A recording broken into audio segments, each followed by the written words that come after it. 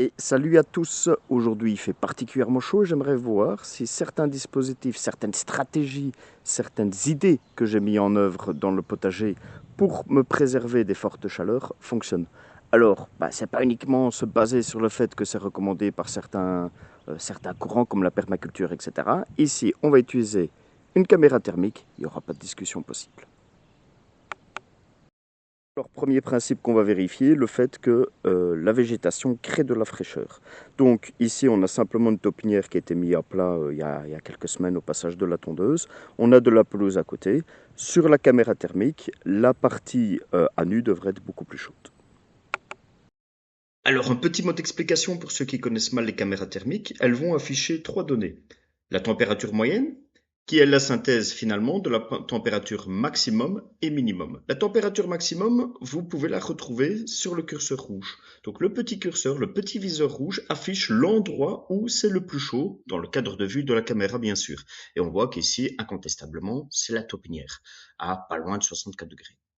Le curseur bleu, lui, va aller sur l'endroit le plus froid de la vue de la caméra. Et ici, on voit que c'est dans la pelouse avec 39 degrés. Alors, bien sûr, l'appareil est fait avant tout pour pouvoir être utilisé à l'intérieur, mais l'ordre de grandeur est suffisamment significatif pour qu'on se rende compte que la terre nue, c'est particulièrement chaud à partir du moment que nous sommes en canicule.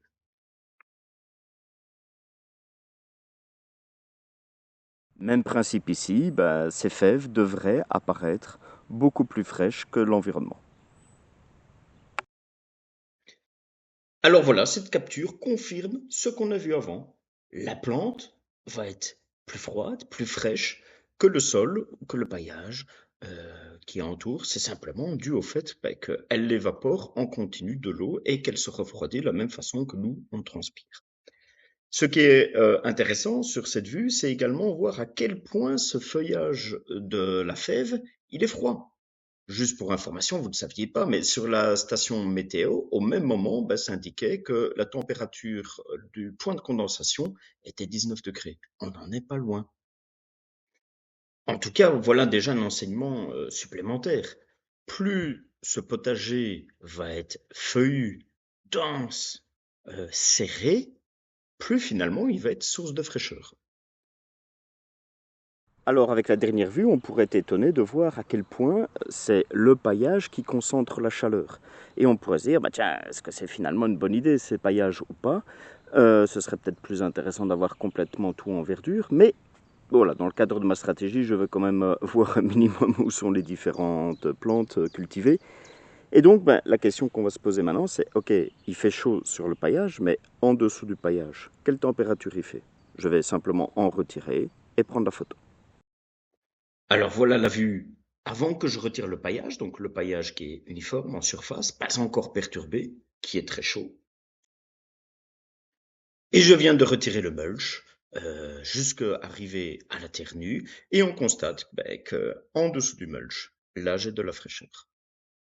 Alors ce qui est important de comprendre pour bien saisir l'intérêt de la technique, c'est que si je n'avais pas de mulch, de paillage, etc. au pied de la plante, la température du sol autour des racines de mon plant, ce serait la température qu'on a mesurée tantôt au niveau de la taupinière. Alors une partie importante de ma stratégie est d'utiliser l'ombre portée soit par des buissons, soit par des colonnaires, au sein même des plantations, pour apporter de la fraîcheur. Donc en toute logique, cette partie-ci, à l'ombre, devrait être plus fraîche que l'autre partie. Et sans surprise, c'est le cas.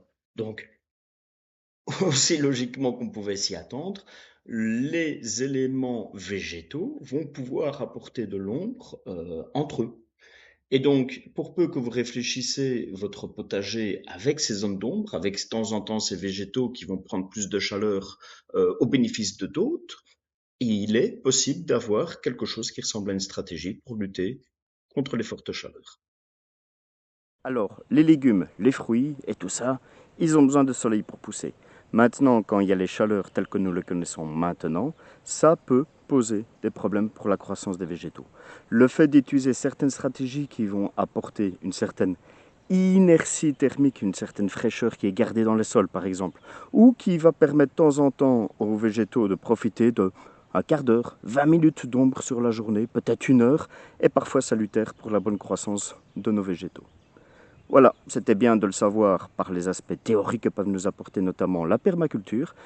Aujourd'hui, on vient de le prouver de façon définitive et incontestable avec une caméra thermique, en espérant que cela peut vous inspirer dans vos stratégies pour pouvoir acclimater vos potagers, vos productions aux eaux de chaleur. Très bonne journée, le pouce, l'abonnement, préparez-vous.